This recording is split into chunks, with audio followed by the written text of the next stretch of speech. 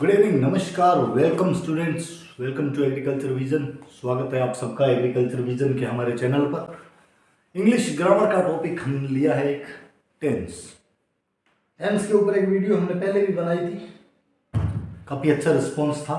लेकिन ये वाली आज जो हम वीडियो बना रहे हैं टेंस से संबंधित, इस वीडियो के अंदर मैं आपको सारा कुछ एक ही क्लास के अंदर जो टेंस का मेन जो है कि किस तरीके से टेंस को आइडेंटिफाई किया जा सकता है, किस तरह से फॉर्म ऑफ वर्ब भरा जा सकता है, टेंस का बेसिक क्या है, इस सब के ऊपर आज आपको पूरा का पूरा डिटेल से आज ही की क्लास के अंदर मैं आपको करवाने वाला हूं। टेंस, सबसे पहले देखिए टेंस। टेंस से जब भी आपके दिमाग में आता है तो जनरली आप सोचते हैं टाइम के बारे में कि ठीक है यार, अपने को पता चल जाता है कि काम कब हुआ था, कल हुआ था, आज हो रहा है या कल होगा। ठीक है, इसी तरीके से जब अपने ये सोचते हैं तो इसमें ये होता है कि काम अगर पहले हो गया तो वो टाइम है पास्ट का, आज हो रहा है तो टाइम हो गया प्रेजेंट का, कल होगा तो टाइम हो गया फ्यूचर का। ये जो टाइम के चक्कर में है तो ये, लेकिन इसके अंदर जो थोड़ा बहुत डिफरेंस क्या है टाइम और टेंस के अंदर, वो सोचने वाली बात ये है कि डिफरेंस क्या होगा। तो देखिए, जब भी आप डिफरेंस की बात करते हैं तो मैं आपको बता दूं, डिफरेंस इसके अंदर बहुत मामूली सा है। टाइम के अंदर अपने को सिर्फ ये टाइम पीरियड पता चलता है कि काम कब हो गया, ठीक है। लेकिन टेंस के अंदर क्या होता है, टेंस के अंदर टाइम के साथ साथ में आपको काम की क्वांटिटी भी पता चलती है कि काम कब शुरू हुआ था, कितना हो चुका है और कितना हो जाएगा, कब तक पूरा होगा, ये सारी की सारी चीजें। यानी टेंस जो है वो आपका टाइम, इसके साथ में क्वांटिटी, इन दोनों का कॉम्बिनेशन होता है। यानी शुरू होने का समय और काम की मात्रा, कि कितनी मात्रा में काम हो चुका या काम अभी होने वाला है, ये सारी की सारी चीजें आपको इससे पता चलती है।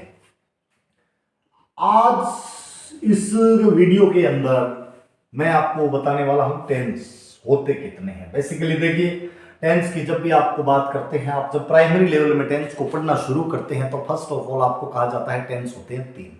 टेंस कितने बताए जाते हैं? तीन। कौन कौन से टेंस आपको बताए जाते हैं? टेंस आपको एक बताया जाता है प्रेजेंट, दूसरा टेंस आपको बताया जाता है पास्ट, और एक बताया जाता है आपको फ्यूचर। ये टेंसेस के आपको काइंड्स बताए जाते हैं, प्रकार बताए जाते हैं कि टेंसेस के प्रकार जो हैं वो ये होते हैं। उसके बाद में थोड़ा सा आप हाईयर लेवल में जाते हो तो आपको सब काइंड्स और उनके स्ट्रक्चर्स बताए जाते हैं। जैसे पहला आपको बताया जाता है सिंपल। सिंपल को आप कह सकते हैं इंडेफिनेट। दूसरा आपको बोला जाता है कंटिन्यूअस। एक नाम इसका और आपको बताया जाता है प्रोग्रेसिव। तीसरा आपको बताया जाता है परफेक्ट, और चौथा आपको बताया जाता है परफेक्ट कंटिन्यूअस।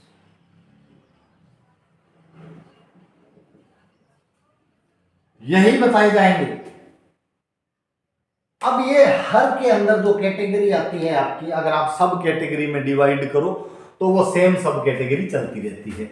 यानी जो प्रेजेंट के अंदर आ रहा है वो हो गया आपका प्रेजेंट सिंपल, फिर आ गया प्रेजेंट कंटिन्यूअस, फिर आ जाएगा प्रेजेंट परफेक्ट, फिर आ जाएगा प्रेजेंट परफेक्ट कंटिन्यूअस।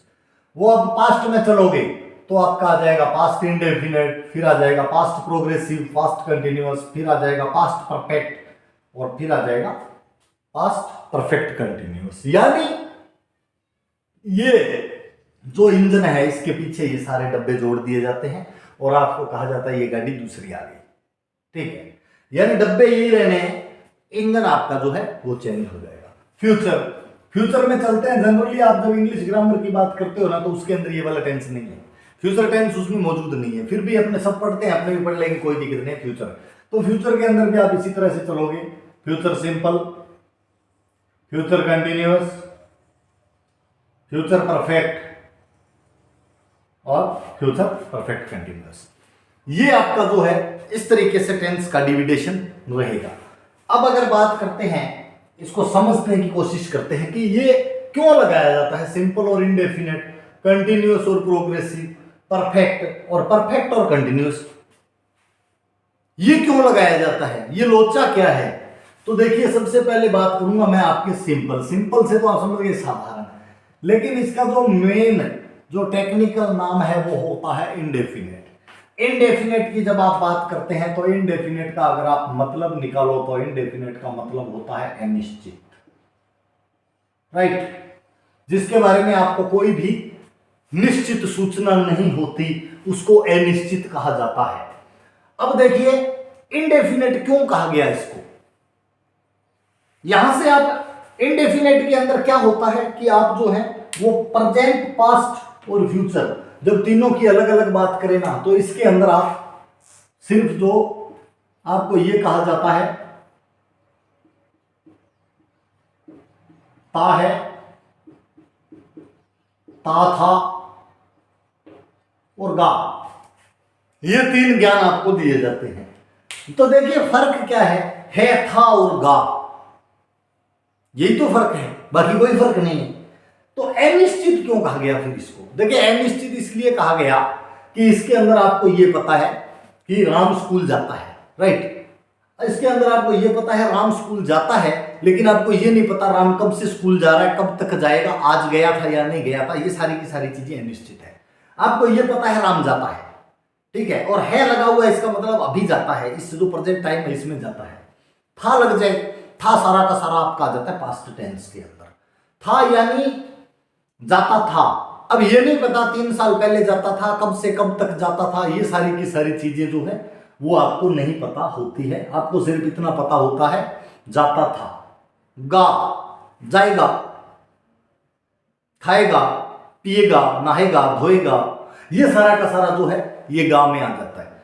अब ये अपने को पता नहीं होता कब से कब तक गा, मतलब कब नहाएगा ये नहीं पता है आपको कि कल नहाएगा, परसों नहाएगा, ठीक है, और ये भी आपको नहीं पता होता है कि कब से कब तक करेगा काम, यानी काम की आपको क्वांटिटी के बारे में कोई अता पता नहीं है। आपको सिर्फ इतना पता है था और गा, ये तीन चीज आप जिसके बारे में सिर्फ जानते हैं, अनिश्चित होता है, वो इंडेफिनेट होता है, यानी आपको काम के बारे में अनिश्चित जानकारी कह सकते हैं, या आप कह सकते हैं अनिश्चित इंफॉर्मेशन, इंडेफिनेट इंफॉर्मेशन होती है।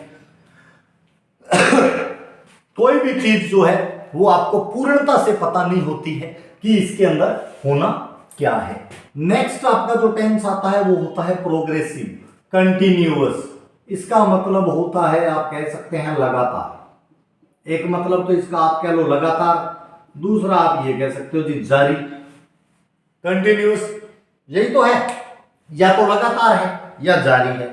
अब देखिए इस लगातार और जारी की क्या जारी है, इसके अंदर आप क्या समझते हैं वो चीज मैं आपको बताता हूं। अब इसके अंदर जारी का मतलब ये है कि अब है, ये है, था और गा, ये साथ नहीं छोड़ेगा आपका। आपका जो परिवर्तन है ना वो ता में ही होगा। ता है ती है, ता है ती है इसलिए लगा देते हैं कि अगर राम है तो खाता है, और रमा है तो वो खाती है, और राम और रमा दोनों हैं तो वे खाते हैं, इसलिए ताती ते कर देते हैं। जनरली अपने को है, था और गा के ऊपर ही बेसिक जो है फोकस रहेगा, ये आपका साथ नहीं छोड़ेगा। लगातार जारी, अब राम जाता है, नॉर्मली कह दिया था ना हमने कि राम जाता है, मतलब कभी कभी जाता है, रोज जाता है, हमें कुछ नहीं पता है, हमें ये पता है राम जाता है। अब इसमें अगर ये कह दें कि अभी मौजूदा समय में राम जा रहा है, यानी अपने को इतनी जानकारी मिल जाती है कि ये जो काम है ना ये जारी है, लगातार है, कि शुरू हो चुका है लेकिन अभी खत्म नहीं हुआ है। इसके अंदर आपको क्या जानकारी मिलती है, इसके अंदर काम के आपको जो है वो शुरू हो चुका है और खत्म नहीं हुआ है, ये जानकारी मिलती है। यानी कोई भी काम शुरू हो जाए और खत्म ना हो, इसका मतलब क्या है कि कार्य जारी है। यही तो है कि आप कोई लेटर लिखने लगे, आपने पहला अक्षर लिख दिया मतलब शुरू कर दिया है। अब जब तक आप उसमें लास्ट वाला वर्ड नहीं लिखेंगे तब तक वो खत्म नहीं होगा, और खत्म होने शुरुआत से लेके खत्म होने के बीच अगर कहीं भी वो टिका हुआ है तो इसका मतलब है वो जारी है। ये जारी इसके अंदर आपको बताया जाता है। अब इसका क्या होगा, अब आप क्या कहोगे अगर कोई काम जारी है, मान लो मिस्त्री है कोई, वो गाड़ी ने खोल रखी है उसने, यानी अधेड़ तो ली, खिंडा के रख दी, पर अभी ठीक नहीं की है उसने, तो आप क्या कहोगे, यही तो कहोगे ठीक कर रहा है। या आप किसी मित्र के घर जाते हो और जब आप घर जाते हो तो इसका मतलब है मित्र बाथरूम में घुस चुका था लेकिन बाहर नहीं आया, तो आप यही तो कहोगे नहा रहा था, जब मैं वहां गया तब वह नहा रहा था। तो ये है और था तो आपका पीछा नहीं छोड़ेगा। लेकिन इसके अंदर जो नई चीज मिली वो मिली हमें रहा। अगर रहा लग गया तो इसका मतलब है कोई भी काम जो रहा है वो कंटिन्यूस में करेंगे। आगे का जो डिसाइड करेगा वो आपका करता है, था और गा। अब रहा है, रहा था या फिर रहा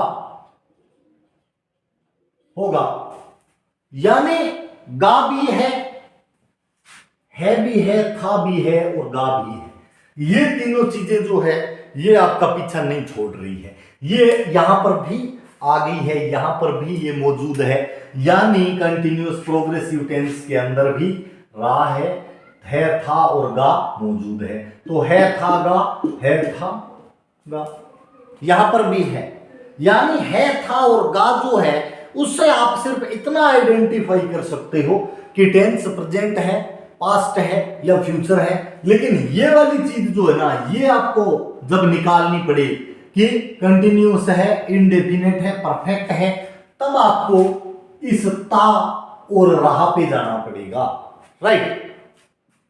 ये जो डिफरेंशिएट है ना, ये कैसे होगा, ये डिफरेंशिएट करने के लिए एक चीज होती है, वो होती है फॉर्म ऑफ वर्ब, जिसको कि उसी पे पूरा टेंस टिका हुआ है। इसको जो डिफरेंशिएट किया जाएगा वो फॉर्म ऑफ वर्ब से डिफरेंशिएट किया जाएगा। ये मैं जैसे जैसे टेंस आपका चलेगा, ये फॉर्म ऑफ वर्ब जो है ना, इस पे हम डट के काम करने वाले हैं कि किस तरीके से हमें काम करना है। अब देखिए अगला टेंस आ गया परफेक्ट। परफेक्ट आप किसको कहते हो? अगर आप अपनी भाषा में बात करो तो परफेक्ट आप उसको कहते हो जो अपने आप में पूर्ण होता है। आप अगर कहते हो कि ये आदमी यार परफेक्ट है, इसका मतलब इसमें कोई कमी नहीं है।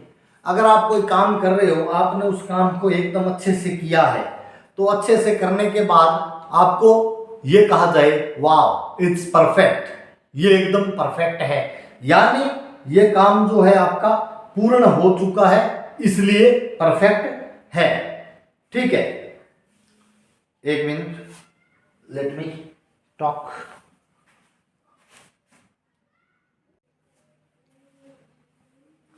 तो अपने ये बात कर रहे थे कि परफेक्ट जो है, परफेक्ट के अंदर कार्य जो होता है पूर्ण हो जाता है। कोई भी आदमी आपको लगता है कि यार इस आदमी के अंदर सारी की सारी क्वालिटी है, ये तो बंदा जो है वो सर्वगुण संपन्न है, ऐसा आदमी अगर आपको कोई भी लगता है जिसमें आपको ये फीलिंग आती है कि ये सर्वगुण संपन्न आदमी है, उसको आप कहते हो वाओ इट्स परफेक्ट, ये परफेक्ट है, तो परिपूर्ण है। यानी परफेक्ट से आपको जो जानकारी मिलनी है वो जानकारी ये मिलनी है कि ये जो आपका काम है ये क्या हो चुका है, कंप्लीट, कंप्लीशन की जानकारी मिलती है। अब कंप्लीट कैसे होगा? अगर जैसे मान लो अभी अभी आपने कोई काम खत्म किया है तो आप ये कहोगे मैं लिख चुका हूं या मैंने लिख लिया है, राइट। और आपने अगर 2 दिन पहले कोई काम को पूरा कर लिया था तो आप ये कहोगे कि 2 दिन पहले मैंने ये कर लिया था, मैं लिख चुका था या मैंने लिख लिया था, मैं खा चुका था या खा लिया था। या आप अगर किसी के बारे में फ्यूचर में आइडिया लगाते हो, जैसे आपका कोई मित्र है, आप उसके बारे में ये आइडिया लगा रहे हो कि उसने यार ऐसा तो कर लिया होगा, ये भी तो एक सोचने वाली चीज है ना कि आप अपना आइडिया क्या लगाते हो, यार उसने ये काम तो कर लिया होगा। जैसे आप किसी को काम दे के आते हो या किसी मित्र से आप फाइल बनवा रहे हो प्रैक्टिकल की, तो वो क्या कहेगा, आप अपना आइडिया क्या लगाओगे, यार उसने फाइल अब तक बना ली होगी। और ये जब आप बात बोलते हो इसका मतलब है काम कंप्लीट कर लिया होगा। तो यहां पे क्या बात करोगे आप कि चुका है, या है, राइट। प्रेजेंट में तो ये कहोगे चुका है, पूरा कर चुका है या कर लिया है, ठीक है। इसके अंदर आप क्या कहोगे, चुका था, और इसमें आप कहोगे चुका होगा। ये देखिए गा था और है, ये आपका गा था और है, यहां भी आपका पीछा नहीं छोड़ रहा। यानी गा था और है जो है ना, ये हर टेंस का आपको मेन फॉर्म बता देगा। अगर आप माइंड में सोचते हो कि वो ऐसा कर लिया होगा, तो ऐसा कर लिया होगा यानी काम पूरा हो गया होगा, तो आप परफेक्ट टेंस में आइए। फिर आपको लगा यार होगा यानी गा, तो आप फ्यूचर में जाइए, तो फ्यूचर परफेक्ट हो गया। अब इनके जो छोटे छोटे स्ट्रक्चर्स हैं वो भी मैं आपको सारा एकदम से क्लियर करवाऊंगा, कुछ भी नहीं छोड़ूंगा। अब आ गया परफेक्ट कंटिन्यूअस। अब यहाँ पे आके मेरी खुद की एक कंफ्यूजन हो जाता है, आपके भी हो रहा होगा कि यार ये परफेक्ट है और कंटिन्यूअस है, ऐसा कैसे? सर ने तो कहा परफेक्ट मतलब पूर्ण, कंटिन्यूअस मतलब जारी, तो ऐसा काम कैसे हो सकता है कि जो पूर्ण भी हो और जारी भी हो, परफेक्ट भी हो और जारी भी हो? थोड़ा सा आजे यार 2 मिनट।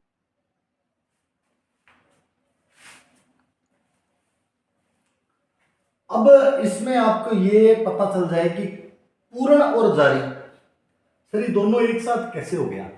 या तो काम पूर्ण हो जाएगा या काम जारी रहेगा लगातार। ये तो आपने कचरा कर दिया है कि नहीं? तब सोचते होंगे बोंदू देख के पूर्ण और जारी, ये थोड़ी हो, या तो पूरा हो गया या जारी है, ऐसा तो हो नहीं सकता दोनों एक साथ। तो देखिए इसके अंदर क्या है, मैं आपको बताऊं, पूर्ण और जारी, इन दोनों का मतलब क्या है? पूर्ण जो है ना वो शुरुआत की बात है, आपको शुरुआत के लिए कहा गया है पूर्ण, और जारी, जारी का मतलब है लगातार चल रहा है, ठीक है ना।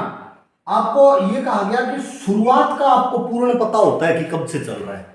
जैसे आप ये कह लो ये आदमी 2 बजे से ताश खेल रहा है, एक गांव आम की भाषा में बताता हूं आपको, ये आदमी 3 घंटे से बकचोदी कर रहा है, आप ऐसे शब्द बोल दे, ठीक है, कि ये आदमी जो है, या किसी से लड़ाई हो जाए उसके लपड़ मारते टाइम कहते हो 1 घंटे से बकवास कर रहा है, तो वो 1 घंटा, यानी आपको पता है कि शुरुआत कब से हुई थी, इसलिए आपने लपड़ रखा है उसके, 1 घंटे से बकवास कर रहा है।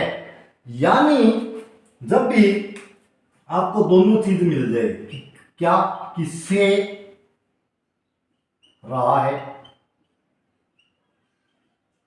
या आप कह लो कि जब मैंने उसको देखा वो 1 घंटे से दौड़ रहा था, या जब मैंने उसको देखा वो 6 बजे से कसरत कर रहा था, तो यहां भी से आपको यहां भी पता होगा और रहा था।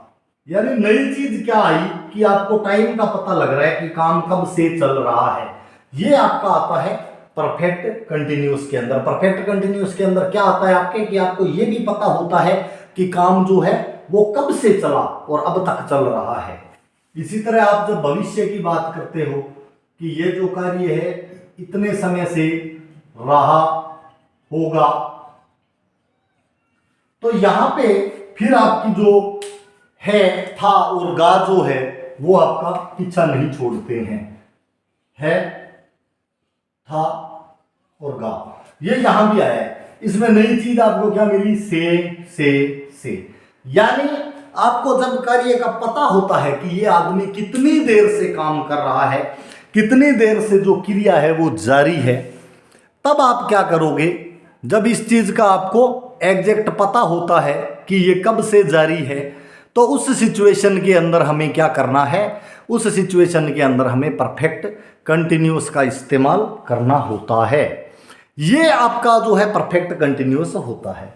अब आपको क्या पता चलेगा कि अगर है, काम जारी है और कब से है, तब तो हो गया प्रेजेंट, है मतलब प्रेजेंट, था मतलब पास्ट और गा मतलब फ्यूचर। अब इस तरीके से जो है वो टेंस आइडेंटिफाई किया जाता है। बच्चे जब क्वेश्चन आंसर करते हैं ना इंग्लिश के अंदर, तब इस चीज की बहुत बड़ी प्रॉब्लम है। क्वेश्चन आंसर क्यों नहीं बन पा रहे हैं? क्योंकि टेंस का ज्ञान नहीं है। अगर आपको टेंस का ज्ञान है तो कोई माई का लाल आपको रोक नहीं सकता भाई सब क्वेश्चन आंसर बनाने से। क्या समझे? क्योंकि होता क्या है, जनरली लिटरेचर के अंदर आपके ऑलमोस्ट स्टोरीज होती है और उन स्टोरीज को आपने एक बार पढ़ा आपके याद रह जाती है। जैसे लेंचो मान लो, 10th क्लास के अंदर लेंचो है, 12th क्लास के अंदर चार्ली है, टाइगर किंग है, ये आपके खोपड़ी में बस जाते हैं कैरेक्टर्स पढ़ते टाइम। लेकिन फिर भी क्वेश्चन आंसर नहीं बना पाते। क्यों? क्योंकि हमें टेंस का ज्ञान नहीं होता है। हम कहीं कुछ ठोक देते हैं, कहीं कुछ ठोक देते हैं। अगर आपका टेंस क्लियर होता है तो फिर आपको कोई नहीं रोक सकता कि आप क्वेश्चन आंसर बना पाए। और दूसरी बात यह कि एक ग्रामर का इंपॉर्टेंट टॉपिक है तो क्वेश्चन आंसर को करना भी आपके लिए बहुत इंपॉर्टेंट है। अब मैं आपको एक एक करके बताता हूं कि सिंपल इंडेफिनेट क्या होगा, प्रेजेंट का, पास्ट का, फ्यूचर का, फिर आपको कंटिन्यूस बताता हूं सबका अलग अलग। ये सारे के सारे मैं अभी आज आपको करवा के और जाऊंगा।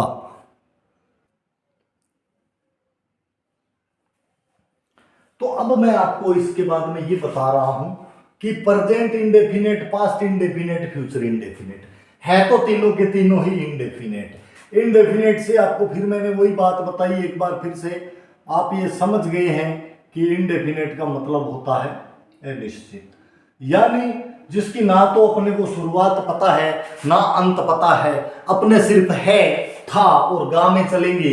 यानी प्रेजेंट टेंस अगर है तो हमारा है, पास्ट टेंस अगर है तो हो गया आपका था, और फ्यूचर टेंस है तो आपका हो गया गा। अभी तक यही बकेती कर रहे थे हम लोग, ठीक है, और ये अच्छे से की हमने। अब अनिश्चित का क्या मतलब होता है, देखिए जैसे मैंने आपको ये बताया कि आपको ये पता है कि वो आदमी ये काम रोज करता है, कभी कभी करता है या कभी नहीं करता है, वो उसके लिए आप क्या लिखते हो, अनिश्चित। अनिश्चित के लिए कि जैसे आप जो सेंटेंस लिखते हो वो ये लिखोगे, रवि चाय पीता है। ये सेंटेंस आपने लिख लिया कि भाई रवि चाय पीता है। अब इसी को आप यहां पे लिखते हो, रवि चाय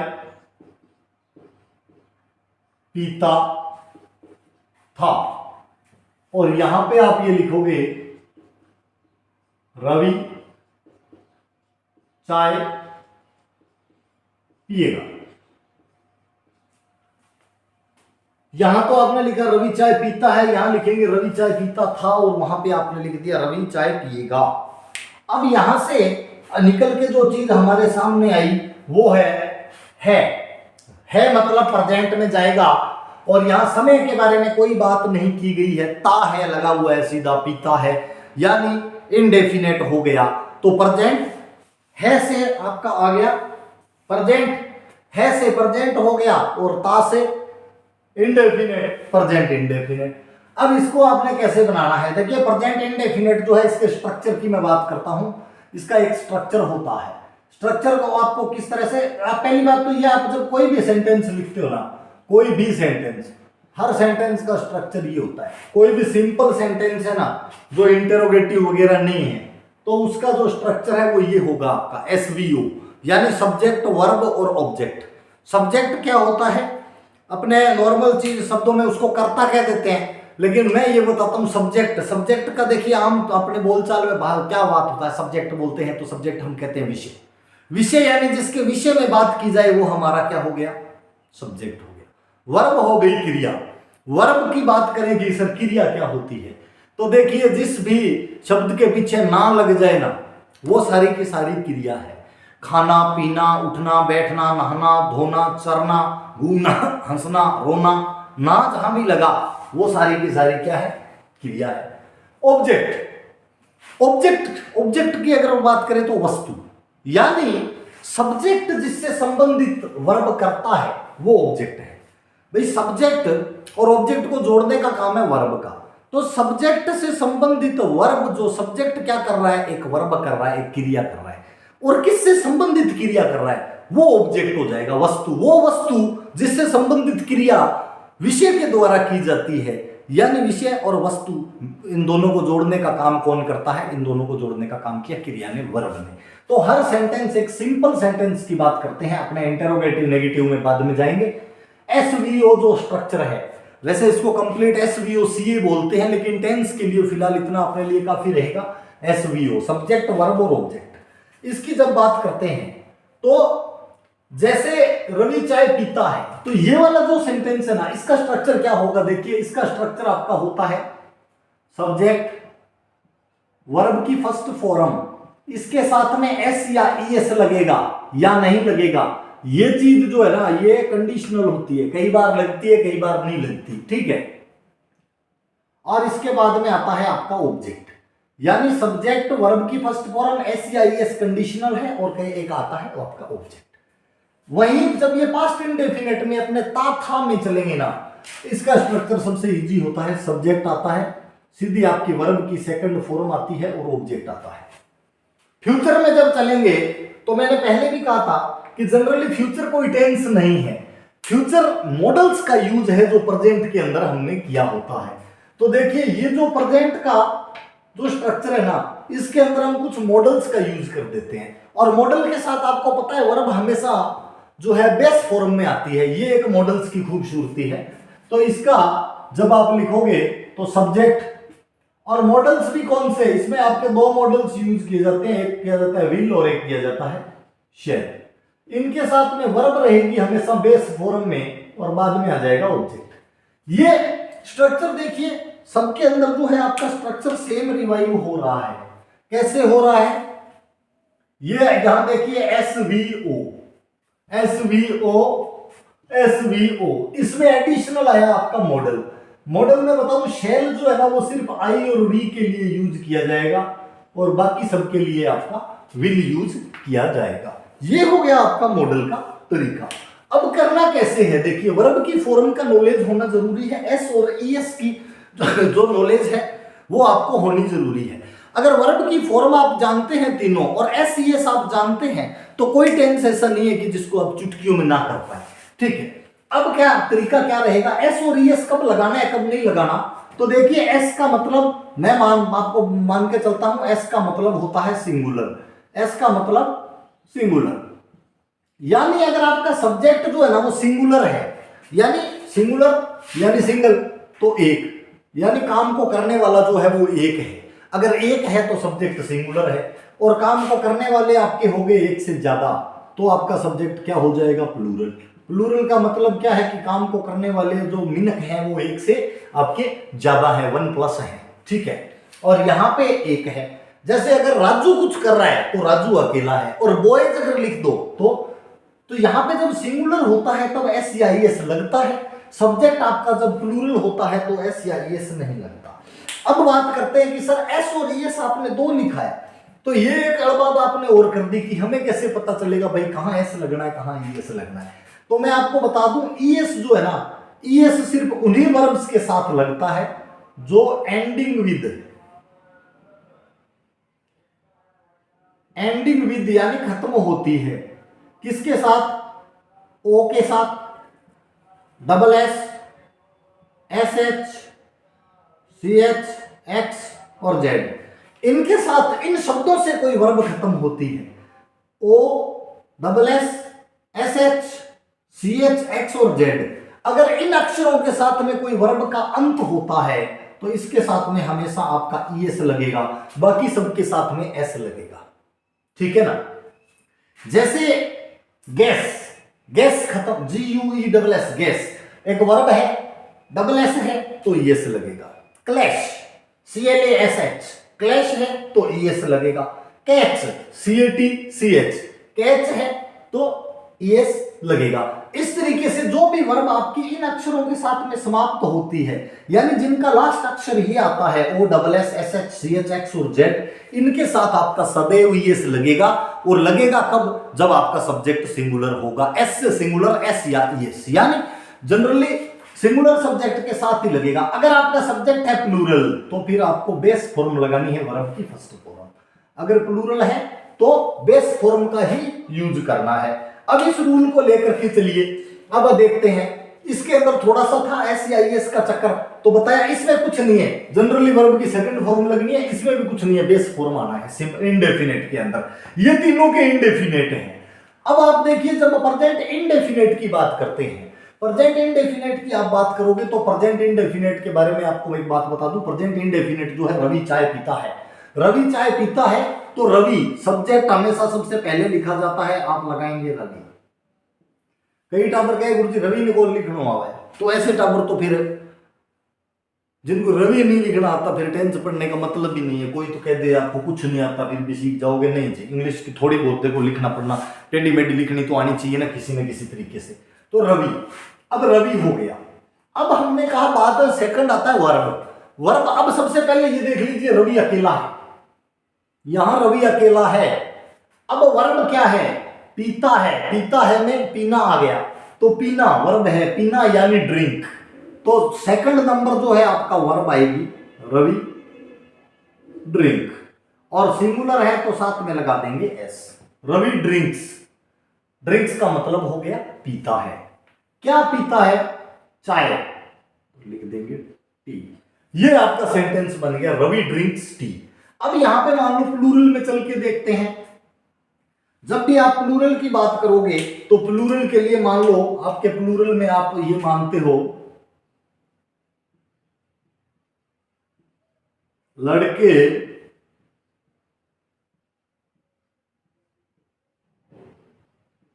खेलते हैं, लड़के खेलते हैं। अब देखो लड़के क्या हो गया, आपका प्लूरल हो गया, तो सब्जेक्ट आप क्या लोगे, लड़के को इंग्लिश आप जब बनाओगे तो क्या लिखोगे, लड़के आप लिखोगे बॉयज, ठीक है। लड़के आपने लिखा बॉयज, खेलते हैं, खेलते हैं, खेलना प्ले, तो आप लिखोगे प्ले, बॉयज प्ले। अब देखिए इसके आगे आपके कुछ ऑब्जेक्ट है नहीं, तो ऑब्जेक्ट आपको लगाने की जरूरत नहीं है, आपको इतना लिखना है बॉयज प्ले। प्ले क्यों लिखा, एस नहीं लगाया क्योंकि ये प्लूरल है, प्लूरल होगा तो एस नहीं लगेगा, बॉयज प्ले। अब यही बात इसमें आप बात करते हैं रवि चाय पीता था।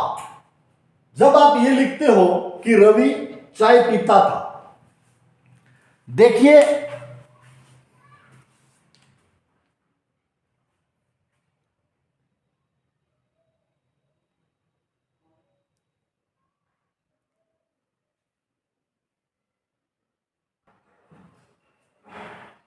अब इसमें आपने ये लिखा है कि रवि चाय पीता था। अब जब रवि चाय पीता था लिखते हैं तो मैंने आपको बताया वर्ब की आएगी आपकी सेकंड फॉर्म, और वर्ब की सेकंड फॉर्म आएगी मतलब आपने क्या लिखना है, सबसे पहले सब्जेक्ट लिखना है रवि, पीता यानी ड्रिंक, ड्रिंक की सेकंड फॉर्म क्या होती है, ड्रिंक, तो आप लिख देंगे रवि ड्रिंक टी, ये लिखेंगे आप Ravi drink tea, second form लगी, तो ये आपका क्या बन गया, ये आपका बन गया पास्ट इंडेफिनिट। इसमें अब ये कहे सर इसमें अगर प्लूरल हो तो बिल्कुल हो सकता है, इसमें भी हो सकता है लड़के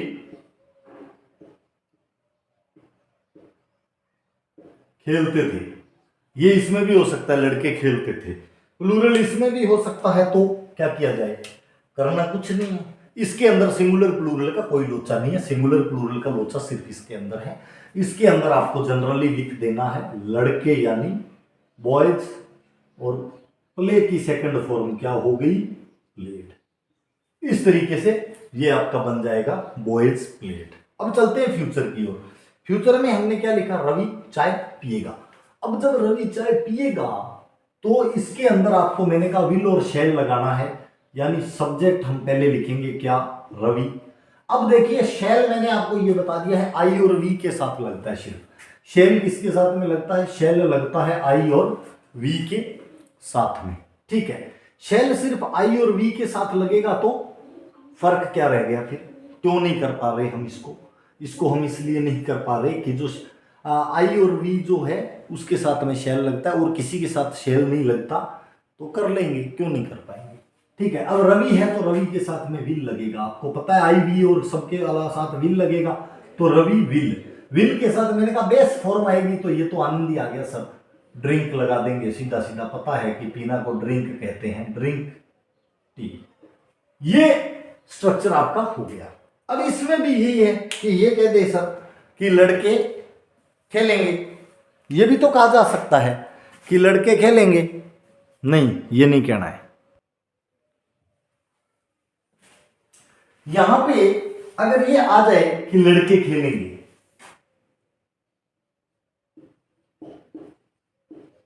लड़के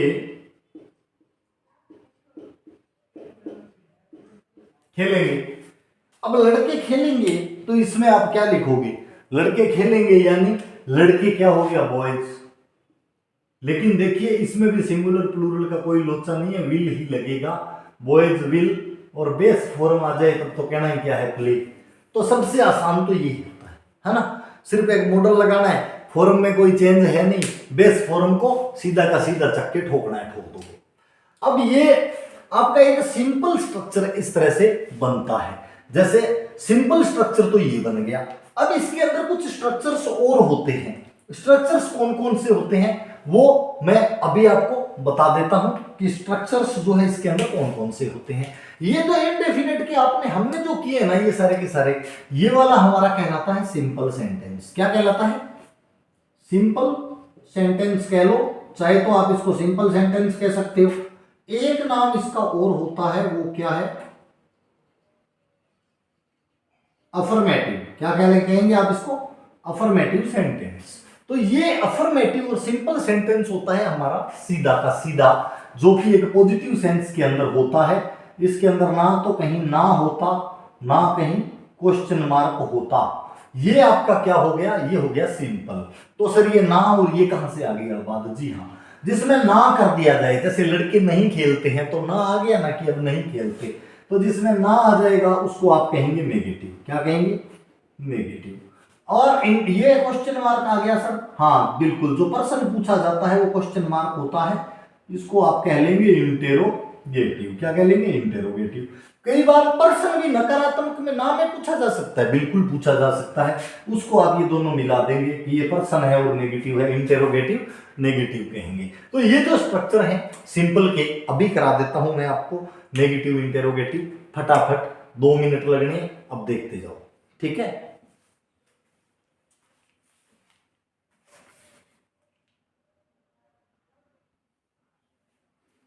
यानी आपने जो स्ट्रक्चर अभी कर लिया है आपने और हमने, ये जो स्ट्रक्चर है हमारा, ये अफर्मेटिव होता है। अभी मैंने आपको बता दिया ये हमारा स्ट्रक्चर कौन सा होता है, ये होता है अफर्मेटिव। इसको हम अफर्मेटिव कह लेते हैं, कई बार ये भी कह लेते हैं भाई ये सिंपल स्ट्रक्चर है। तो अफर्मेटिव यानी नॉर्मल जो बात कह दी कि जाता है, खाता है, पीता है, या खाता था, पीता था, या खाएगा, पिएगा, ये सारा का सारा आपका अफर्मेटिव आता है। ये हो गया अफर्मेटिव, ये भी अफर्मेटिव है, ये भी अफर्मेटिव है। अब बात करें अगर मान लो आप नेगेटिव की, किसकी बात करें? नेगेटिव की जब आप बात करते हैं ना, तो नेगेटिव के अंदर जब प्रेजेंट सिंपल के अंदर आपको नेगेटिव लगाना होता है, तो नेगेटिव में यानी आपको ना लिखना है, और ना लिखने के लिए आपको क्या लगाना पड़ेगा? नोट। यही तो तरीका है नेगेटिव का। तो किसी चीज से मना करना है तो नोट लगाओगे तभी तो मना होगा। आप कहोगे I am not going there, मैं वहां नहीं जा रहा, है ना? या आपका इसी के लिए कह दो रवि चाय नहीं पीता है, ये भी कहना पड़ सकता है कि रवि को कोई चाय पकड़ा रहा है, आप रवि के दोस्त हैं, आपको ये कहना पड़ जाए रवि तो चाय नहीं पीता है, तो आप क्या कहेंगे? नोट ही लगाएंगे ना। तो ये नोट लगाया कैसे जाए, हर चीज का तरीका है। तो नोट लगाने के लिए जैसे यहाँ एस या एस लगा रहे थे ना, उसकी जगह हम क्या करेंगे? जैसे सब्जेक्ट, ये हमारा स्ट्रक्चर था, सब्जेक्ट था, उसके बाद में हमारा वर्ब था, और फिर ऑब्जेक्ट था, है ना? ये था। ये जो नोट लगाना होता है ना, ये नोट हमेशा हमने लगाना होता है थर्ड प्लेस पे। ठीक है? तीसरे स्थान पे नोट लगता है। तो तीसरे स्थान पे नोट लगाने के लिए देखो सीधा तो नोट लगा नहीं सकते, नहीं तो नोट दूसरे पे आ जाएगा। हम एक हेल्पिंग वर्ब का यूज करते हैं। वो हेल्पिंग वर्ब कौन सी होती है? वो हेल्पिंग वर्ब आपकी डू हो सकती है और डज हो सकती है, और इसके साथ में आपने नोट लगाना है। यानी नोट जो आप लगाओगे वो डू और डज के साथ लगाओगे। फिर तरीका वही रहेगा। अगर सब्जेक्ट आपका प्लूरल है तो आप डू लगाओगे और सब्जेक्ट आपका सिंगुलर है तो आप डज लगाओगे। ये नेगेटिव का स्ट्रक्चर है इसका कि सब्जेक्ट के बाद डू या डज लगा के फिर नोट लगाएंगे, फिर वर्ब और फिर ऑब्जेक्ट। ये आपका हो गया नेगेटिव। अब इस नेगेटिव के अंदर जैसे मान लो इसी की बात कर ले हम कि रवि चाय पीता था ना, जो रवि आपका चाय पीता था ना उसने अब चाय छोड़ दी है। अब ये रवि आपका चाय नहीं पीता है, तो ये यहाँ पे हमने क्या मान लिया कि रवि चाय नहीं पीता है। अब इस रवि को चाय कैसे नहीं पिलानी है, तो देखिए इसके लिए आपको क्या करना पड़ेगा, आपको लिखना पड़ेगा रवि। रवि तो लिखना ही लिखना है, सब्जेक्ट तो लिखना ही पड़ेगा। अब रवि अकेला है ना तो डज नोट लगाएंगे। क्या लगाएंगे? Does note. और वर्ब की हमेशा बेस फॉर्म लगती है जब डू डज डिड। ये तीन चीजों का आप ध्यान रखना कि डू डज और डिड, ये जिस सेंटेंस में आ जाए ना भाई साहब उसमें वर्ब की हमेशा फर्स्ट फॉर्म ही लगानी है। दूसरी कोई फॉर्म भूल से भी मत लगा देना। तो लिखेंगे Ravi does not, first form क्या होगी? ड्रिंक, लगाएंगे ड्रिंक टी। ये लिख दिया हमने कि रवि चाय नहीं पीता। मे भी रवि की जगह फिर सर आपने कहा था जैसे लड़के खेलते हैं उसकी जगह आप कह दोगे लड़के नहीं खेलते। बिल्कुल, तो जब लड़के हो जाए प्लूरल हो जाए तो डू लग जाएगा, बॉयज डू नॉट प्ले। बस ये इतना सा फैक्टर है। यही नेगेटिव जब हम इधर लेके चलते हैं और ये नेगेटिव वाला जो है इसमें ले आते हैं,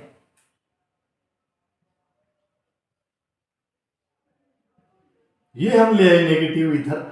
इधर आपके सिंगुलर प्लूरल का लोचा पहले भी नहीं था, अब भी नहीं था। इधर आपके डिड लगेगा नोट से पहले। क्या लगेगा?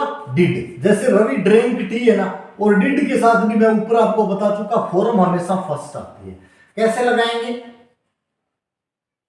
रवि डिड नॉट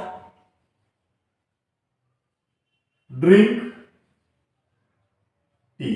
ये लिखेंगे आप कि Ravi did not drink tea, Ravi चाय नहीं पीता है। ये लिखना है अब आपको कि रवि चाय नहीं पीता है।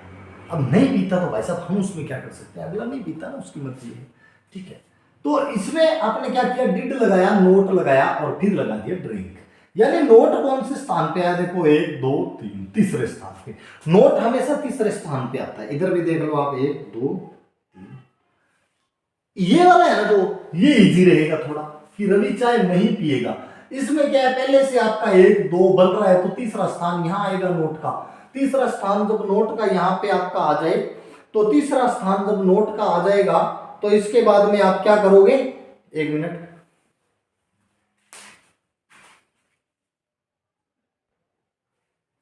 एक तो फोन ले बैठे सारा दिन टनाट कर। Ravi will drink tea. ठीक है, यहां पे आपको तीसरा स्थान सीधा मिल रहा है तो कुछ भी पंगा करने की जरूरत नहीं है, आप सीधा लिख दोगे Ravi will not drink tea. ये लिख दिया। अब यहां पे वही बात है कि बॉयज आ जाए, लड़के खेलने वाला सौदा आ जाए बॉयज। तो अब देखिए जब प्लूरल है तो डू नोट लगाएंगे। ठीक है, प्लूरल है तो डू नोट लगाएंगे, सिंगुलर होता है तो डज नोट लगाते हैं। Boys do not play. इसमें आपके सिंगुलर प्लूरल से कोई फर्क नहीं पड़ता, डीडी लगेगा। इसमें आप लगाएंगे बॉयज, सेम रहेगा। इसमें सिंगुलर प्लूरल से कोई फर्क नहीं पड़ेगा, डिड नॉट प्ले। और इसके अंदर भी अगर आपके बॉयज है तो यहां भी आपके कोई फर्क नहीं पड़ेगा, आप ये लिख दोगे बॉयज विल नॉट प्ले। ये आपका तरीका है सेंटेंसेस को करने का। अब ये नेगेटिव हो गया सर। एक आपने सर वो खूंडिया सा और लगाया था इस तरह से करके, खूंटिया सा बनाया था। हाँ बनाया था। वो क्या है? वो है इंटेरोगेटिव। अब वो इंटेरोगेटिव क्या है? इंटेरोगेटिव इंटेरोगेशन यानी पूछताछ। पूछताछ में क्या होगा? आपसे सवाल पूछे जाएंगे। जब सवाल पूछा जाए ना तब उसको इंटेरोगेटिव कहते हैं। इंटेरोगेटिव किसको कहते हैं? इंटेरोगेटिव उसको कहते हैं, ये मान लो कि हाँ जी सवाल पूछे जा रहे हैं, और जब सवाल पूछे जा रहे हैं तो वो क्या हो गया? वो आपका हो गया इंटेरोगेटिव। समझ में आई बात? तो इंटेरोगेटिव का स्ट्रक्चर करें। ओके,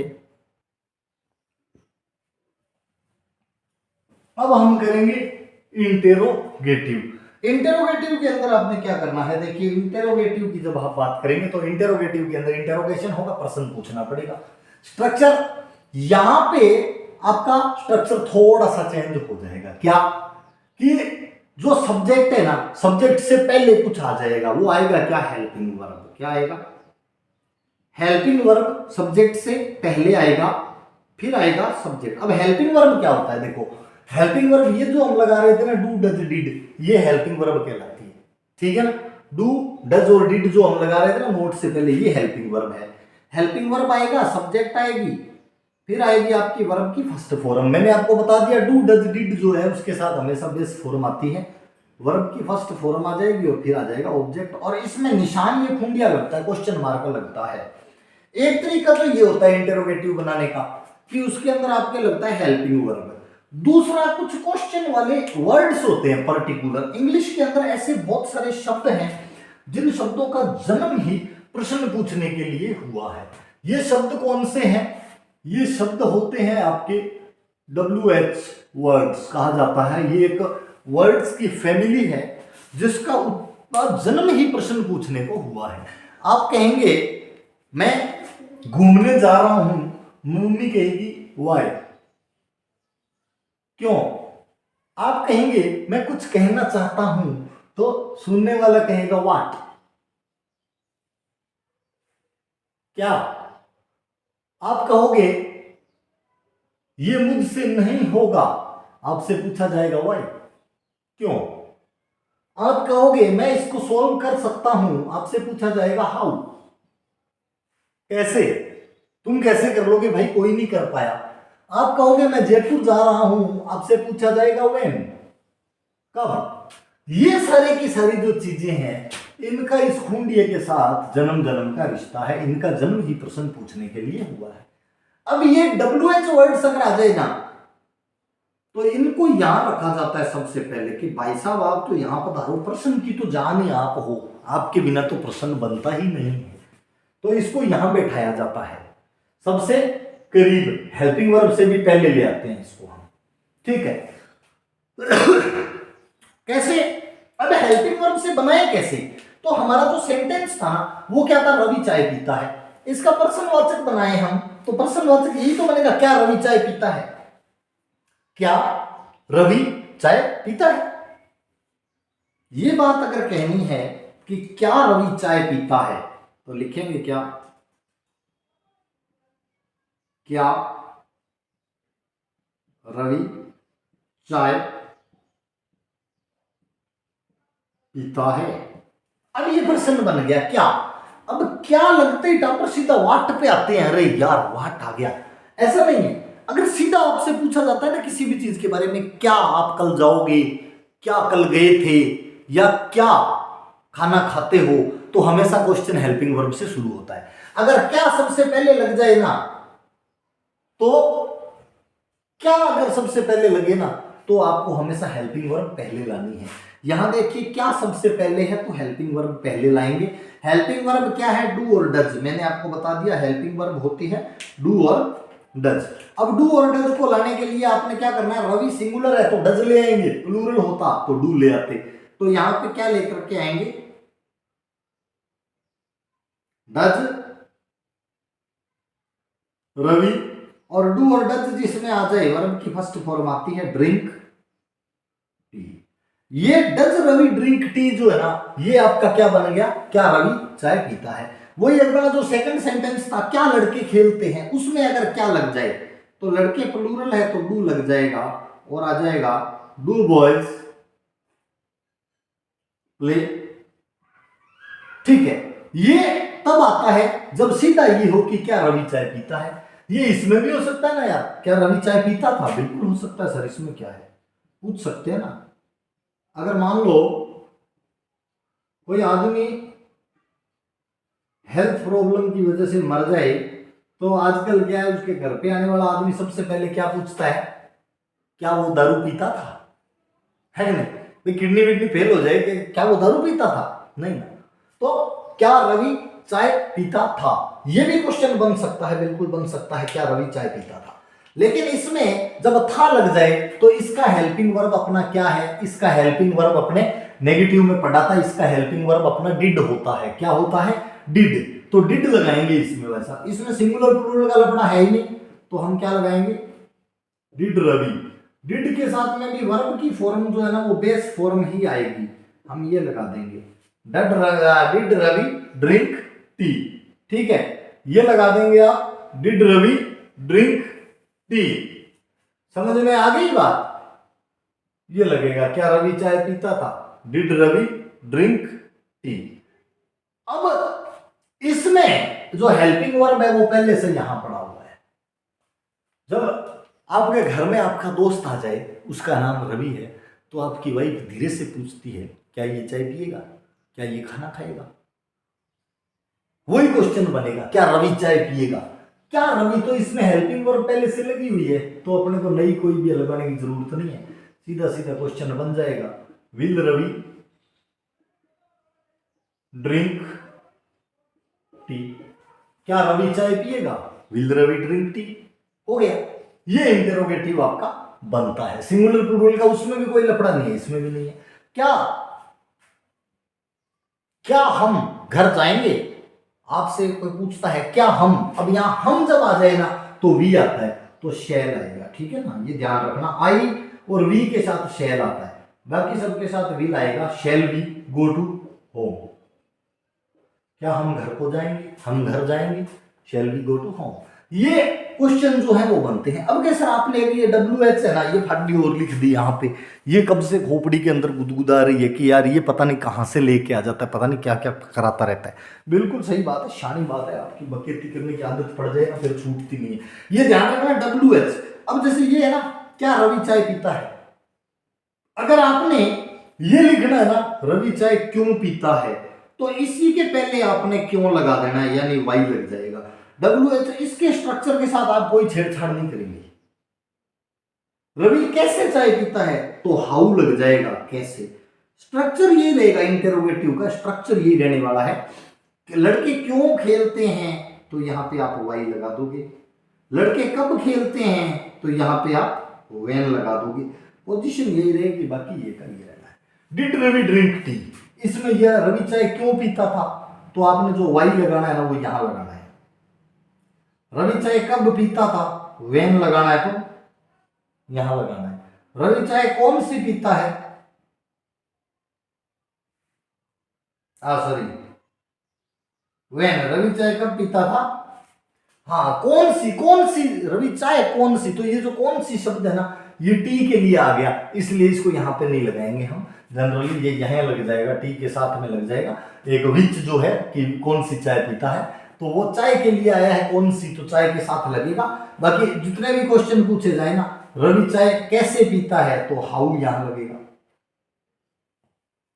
ठीक है ना। रवि चाय कहां पीता है, कौन सी थड़ी पे जाके पीता है भैया, तो यहाँ पे वेयर आ जाएगा, where did Ravi drink tea. सब WH वर्ड है ना वो इसी स्ट्रक्चर में पहले एडजस्ट हो जाएंगे।